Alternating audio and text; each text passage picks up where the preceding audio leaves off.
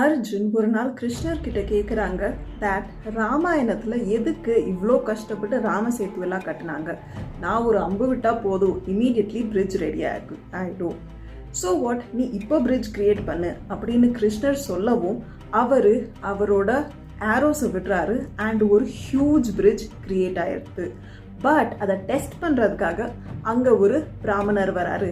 அவரோட ஒரு காலை வச்ச உடனே போதும் அந்த பிரிட்ஜ் இமீடியட்லி கொலாப்ஸ் ஆயிடுச்சு. இதை பார்த்து அர்ஜுன் 2-3 டைம்ஸ் ட்ரை பண்ணுறாங்க.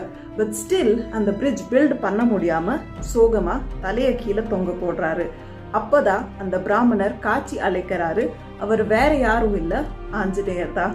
அவங்க சொல்றாங்க, நீ ஈகோல இருந்த தட் என்னால மட்டும்தான் பிரிட்ஜ் கிரியேட் பண்ண முடியும், அதை உடைக்கிறதுக்காக தான் நான் இப்படி பண்ணேன் அப்படின்னு சொல்றாரு. ஆனா நீ உன்னோட தப்ப உணர்ந்துட்ட, அதனால மகாபாரதம் யுத்தத்துல நான் உன் கூடவே இருக்கிறேன் அப்படின்னு சொல்றாரு. அண்ட் சொன்ன மாதிரியே அர்ஜுனோட சேரியட்ல ஹனுமான் உட்கார்ந்துட்டு இருந்தாரு. ஸோ ஆல்வேஸ் ரிமெம்பர், என்னால் பண்ண முடியும் அப்படின்னு யோசிக்கிறது கான்ஃபிடென்ஸ். ஆனால் என்னால் மட்டும்தான் முடியும் அப்படின்னு ஒரு தாட் வந்துச்சுன்னா இட்ஸ் ஓவர் கான்ஃபிடென்ஸ்.